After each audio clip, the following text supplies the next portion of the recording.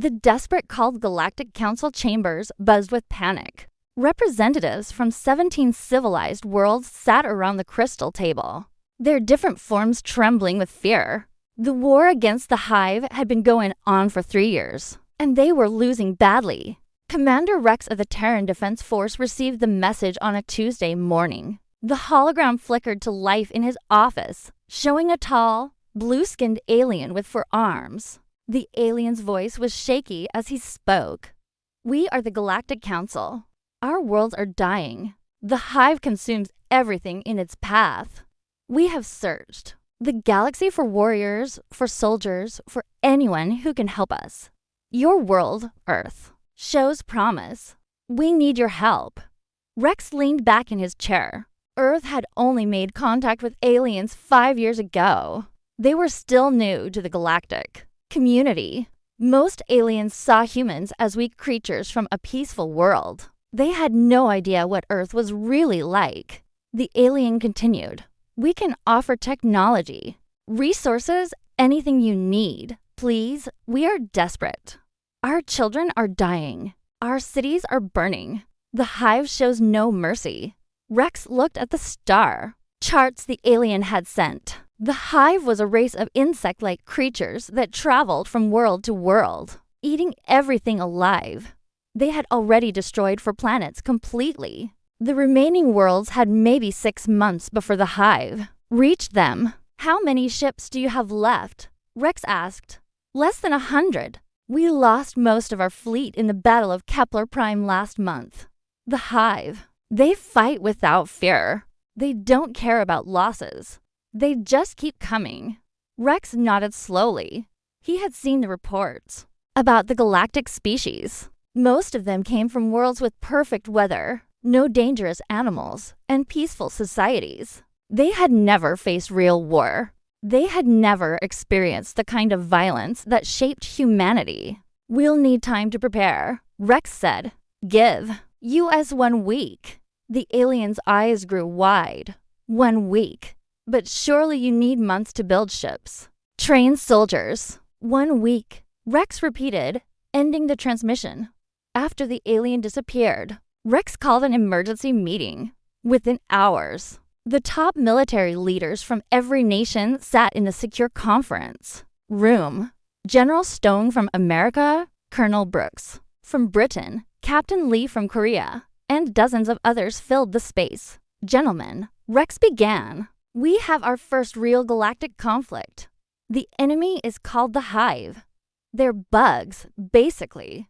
Big, mean, and hungry bugs that eat entire planets." He showed them the battle footage the Council had provided. The room fell silent as they watched Hive ships tear through alien defenses like paper. The creatures were twice the size of humans, with thick armor and sharp claws.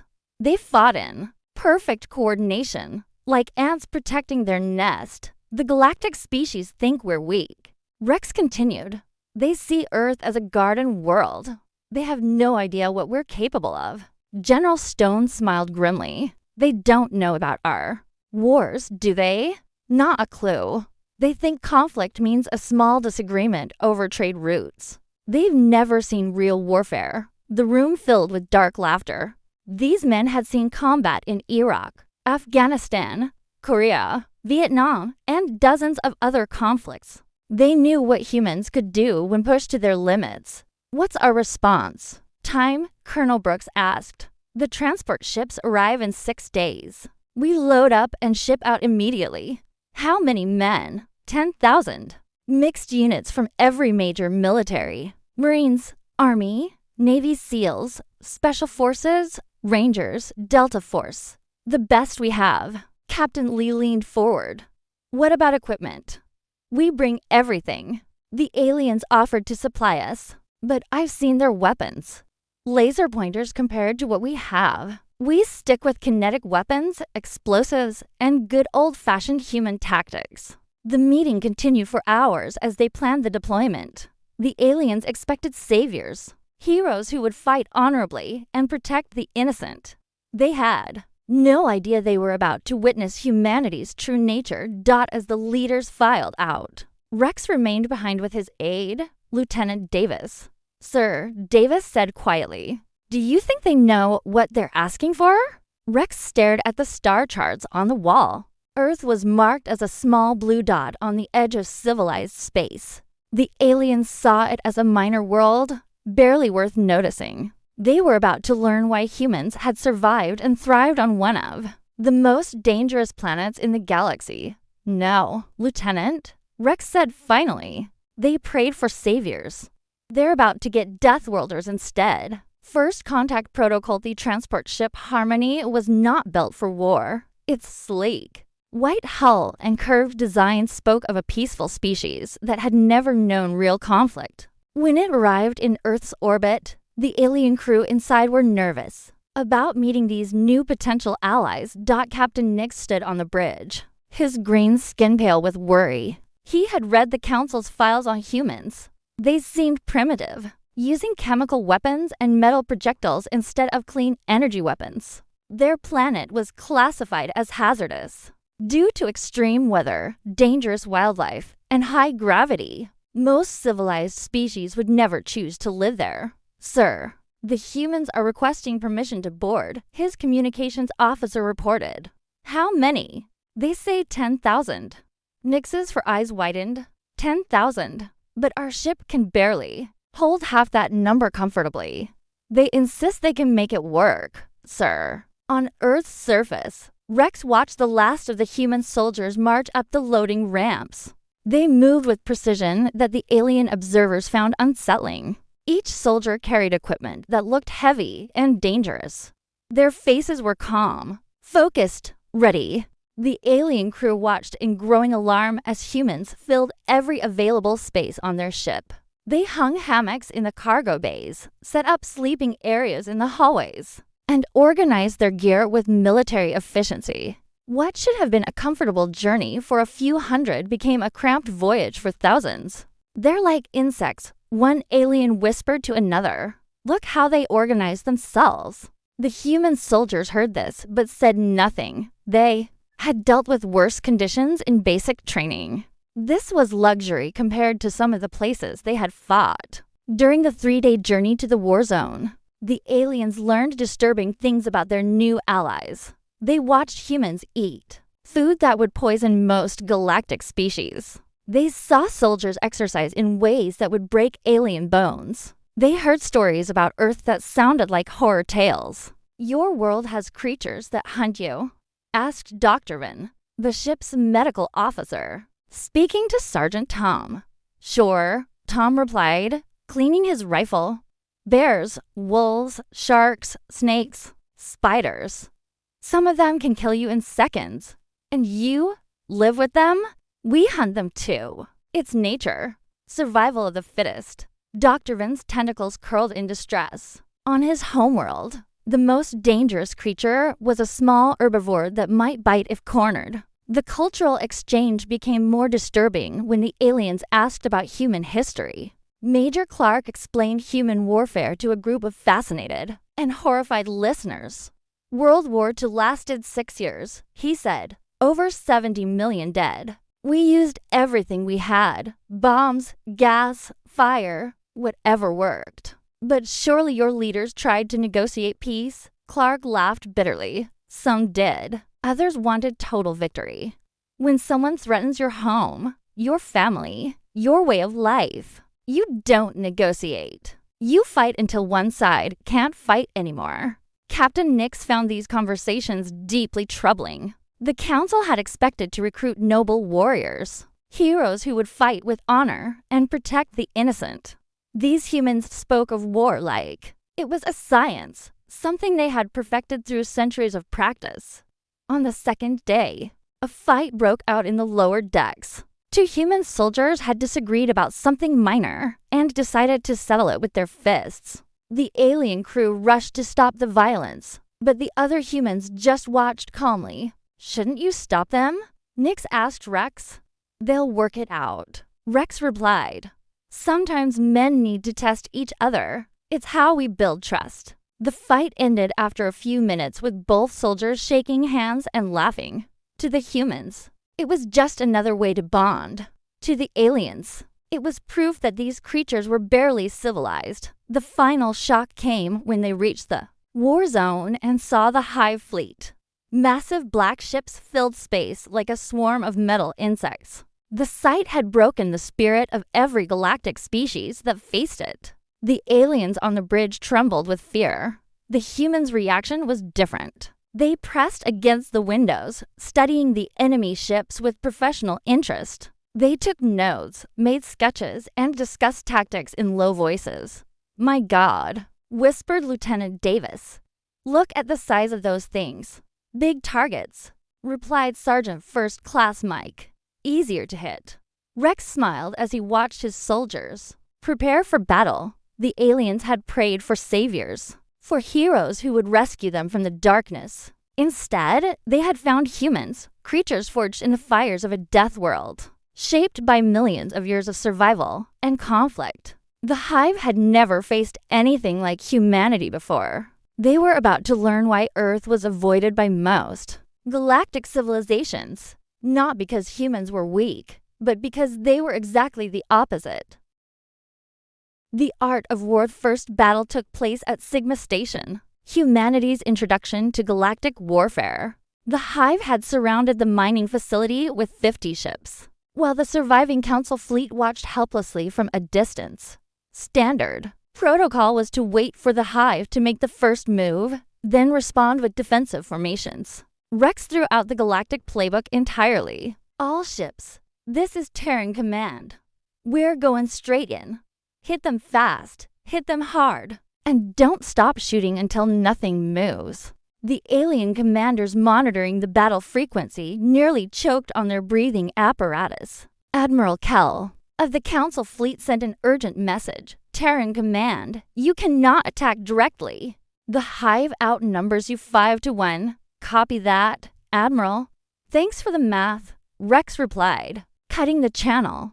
The human fleet was small but deadly. 20 ships built for war, not exploration. Each one carried weapons that the Council had never seen before. Kinetic cannons that fired solid metal at incredible speeds, missile systems that could think for themselves, and defensive systems designed by a species that expected everything to try to kill them. The Hive reacted exactly as Rex had predicted. They were used to facing enemies who followed predictable patterns, who fought with honor and gave warning before attacking. When the human ships opened fire without ceremony, the insect fleet was caught completely off guard. The first Hive ship died in seconds. Human kinetic rounds punched through its armor like bullets through paper. The creature inside had no time to send a distress signal before its ship exploded in a ball of fire.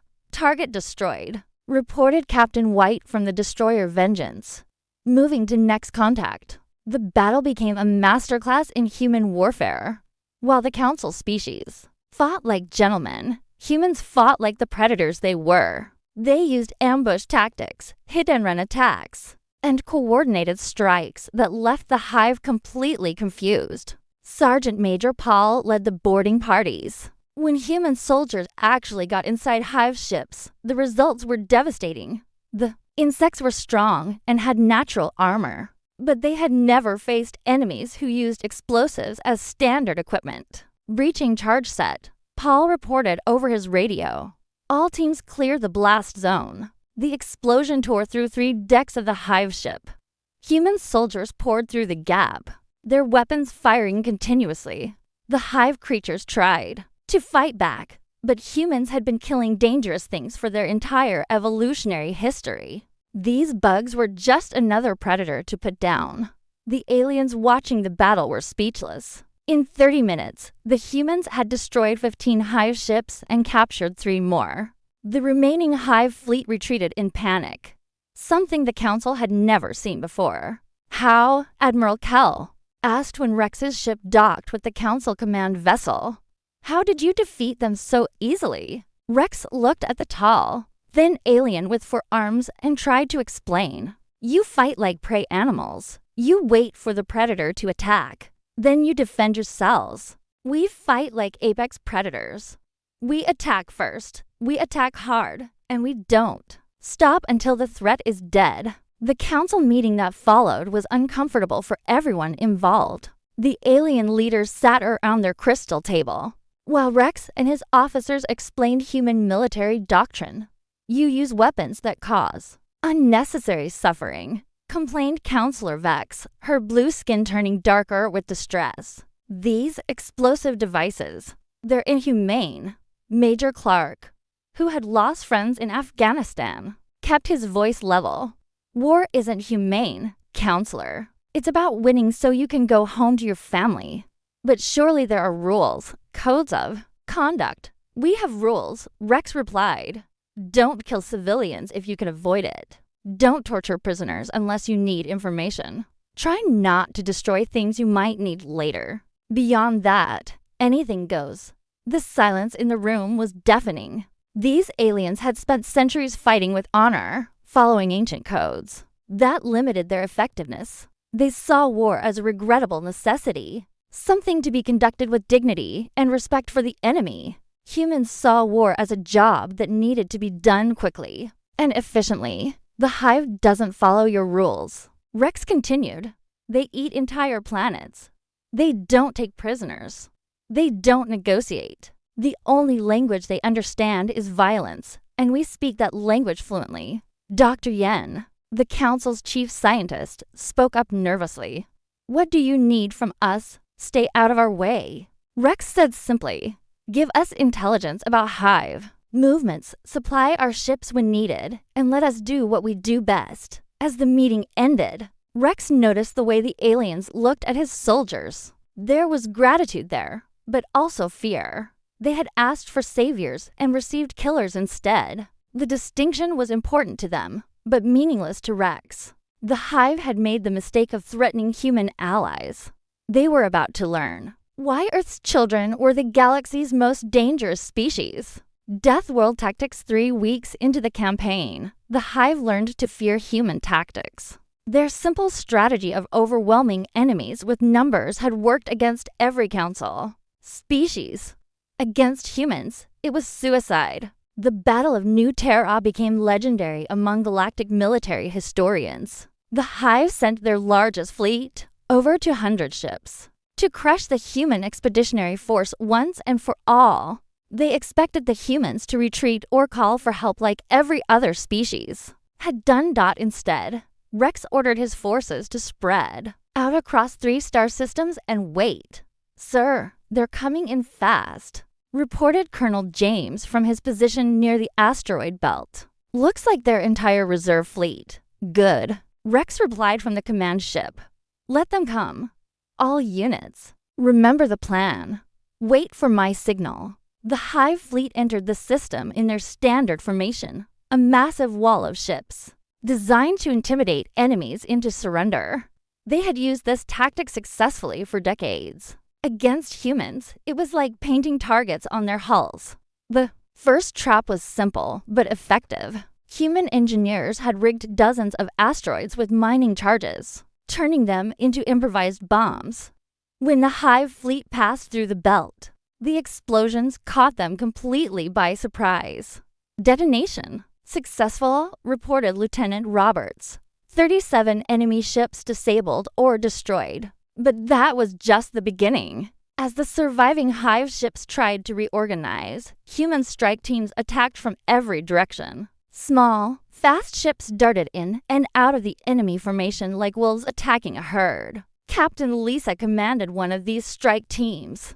Her ship, the Predator, was tiny compared to the massive hive vessels, but it carried enough firepower to level a city block, target the bridge structures. She ordered her weapons officer, cut off their heads and the body dies. The human ships moved in ways that violated every principle of civilized warfare. They hid behind debris, used dead ships as cover, and attacked from angles that seemed impossible. The hive coordination began to break down as their command ships were systematically destroyed.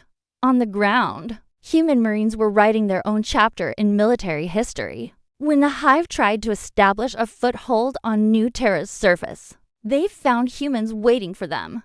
Staff Sergeant Alex had been fighting insurgents in Earth's deserts for years before joining the Galactic campaign. To him, the hive was just another enemy that needed to be eliminated. Contact front, he shouted as hive warriors poured out of their landing ships. Light them up. Human weapons designed for Earth's battlefields proved devastatingly effective against alien enemies. The hive had thick natural armor, but human armor-piercing rounds had been designed to penetrate tank steel. Bug chitin was no match for depleted uranium shells. The psychological warfare was almost as important as the physical combat. Humans used sound as a weapon, broadcasting recordings of dying hive warriors to demoralize their enemies. They left booby traps that killed randomly, making every step dangerous for the invaders. They fight without honor. One captured hive warrior communicated through chemical signals. They use fear as a weapon. Rex read the translation with grim satisfaction. Fear was indeed a weapon, and humans had mastered its use long before they reached the stars. The council observers were horrified by human methods but couldn't argue with the results. In 6 hours, the humans had destroyed or captured 70% of the hive's reserve fleet. The survivors retreated in panic, broadcasting warnings to their hive mind about the dangerous new enemy. Admiral Kell found Rex in the aftermath of the battle, standing among the wreckage of a hive command ship. "This is genocide," the alien said, quietly. "You're not just defeating them. You're destroying them completely." Rex looked at the burning remains scattered across space. They started this war. They chose to eat planets full of innocent people. We're just finishing it. But there must be another way. Negotiation, compromise. Tell that to the 4 billion people they ate on Kepler Prime. Rex replied coldly. Tell that to the children they killed on the farming worlds. The hive doesn't want compromise. They want to consume everything in their path.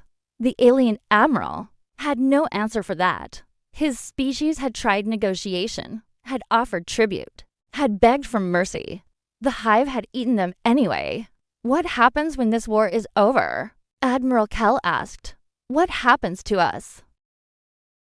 Rex considered the question seriously. The council species fear humans now, and rightly so. They had seen what Earth's children could do when unleashed. "We go home," Rex said finally. "We're not conquerors. We're just very good at killing things that threaten our friends." As the human fleet prepared for the next battle, the galaxy began to understand what it had unleashed. They had prayed for saviors, but Earth had sent them something far more dangerous, an entire species that treated war as just another job to be done efficiently. The price of peace 6 months after the first human ship entered the war zone. The Hive Queen herself came to negotiate. Her massive bioship, larger than most space stations, approached the human fleet under a flag of truce that no species had ever seen her use before. Rex stood in the conference room aboard the Council flagship, studying intelligence reports about the enemy leader. The Hive Queen was ancient, possibly thousands of years old, and had never personally negotiated with any species. Her standard practice was to send subordinates while she directed the consumption of entire worlds. "She's scared," Admiral Kell observed, his forearms trembling slightly. "In 5 centuries of warfare, she has never asked for a meeting." The queen entered the chamber surrounded by her warrior escorts, massive insect creatures with natural armor and razor-sharp claws. They moved with the fluid coordination of a hive mind. But Rex noticed something new in their movements. Hesitation, uncertainty. The queen herself was even larger than her warriors, with intelligence burning in her. Compound eyes. When she spoke, her voice carried the weight of billions of dead worlds. "You are the humans," she said, the translation device making her chemical communications understandable. "You fight unlike any species we have encountered." Rex stood calmly, his hands clasped behind his back. "You started a war. We're finishing it. We consume to survive. It is our nature, as breathing is yours. And it's our nature to protect our friends," Rex replied. "You chose to threaten council worlds. You made this personal." The queen's head tilted in a way that might have indicated confusion. "Personal? We do not understand this concept. We act for the good of the hive, as all intelligent species should. Major Clark stepped forward. That's where you're wrong. Humans don't fight for abstract concepts. We fight for individuals. For the family on New Terra that you tried to eat. For the children on Kepler Prime that you murdered. Every single life you took was personal to someone. The silence stretched for long minutes. The Hive Queen studied the human officers with increasing discomfort. She had expected to negotiate with beings like herself, logical creatures who thought in terms of species survival and resource allocation. Instead, she found herself facing something entirely different. We offer terms, she finally said. Withdraw your forces, and we will not consume Council worlds. There are many systems, many worlds. Surely we can coexist. Rex shook his head. No, you don't get to eat anyone, anywhere. Impossible. We must consume to survive. Then learn to farm. Learn to trade. Learn to do something other than murder. Rex's voice carried the weight of absolute certainty. The age of the hive-eating civilized worlds is over. The Queen's warriors shifted nervously. In the hive mind, they could feel their leaders' growing desperation. They had lost 60% of their total fleet to human tactics. Their breeding worlds were under constant attack from human strike teams. Their supply lines had been cut by human raiders, who seemed to appear from nowhere and vanish just as quickly. You would commit genocide, the Queen asked. We would commit justice, Rex replied. Every species in this galaxy has the right to exist without fear of being eaten alive. That includes yours, if you can learn to coexist peacefully. Dr. Van, the Council's medical officer, spoke up nervously. Perhaps there could be alternatives. We could provide protein sources, synthetic foods. The Queen considered this, her massive form perfectly still. In the hive mind, millions of voices debated the unthinkable, changing their fundamental nature to survive. You would trust us to honor such an agreement? She asked finally. Rex smiled coldly. Trust has nothing to do with it. We'll be watching. Any hive ship that approaches a populated system without permission gets destroyed. Any act of aggression against Council worlds brings us back in force. You can evolve or you can die. Your choice. The negotiations continued for 3 days. In the end, the Hive agreed to withdraw to the galaxy's outer rim, accepting Council-provided resources in exchange for ending their predatory expansion. Human monitoring stations would ensure compliance, with standing orders to shoot first if any Hive ship violated the agreement. As the Queen's bioship departed, Admiral Kell approached Rex with obvious relief and barely concealed fear. It's over, the alien said. The war is finally over. This war is over, Rex corrected. There will be others. There always are, and you'll answer when we call. Rex looked at the stars beyond the viewport, thinking of Earth and the dangerous world that had shaped humanity. If you're attacked by something that threatens innocent lives, yes, we'll answer. But as the human fleet prepared to return home, Rex knew the galaxy had changed forever. They had prayed for saviors and received Deathworlders instead. The Council worlds were safe, but they would never forget what they had witnessed, the terrible efficiency of a species that treated war as just another problem to be solved. Earth's children were going home, but their reputation would remain among the stars forever. Asterisk.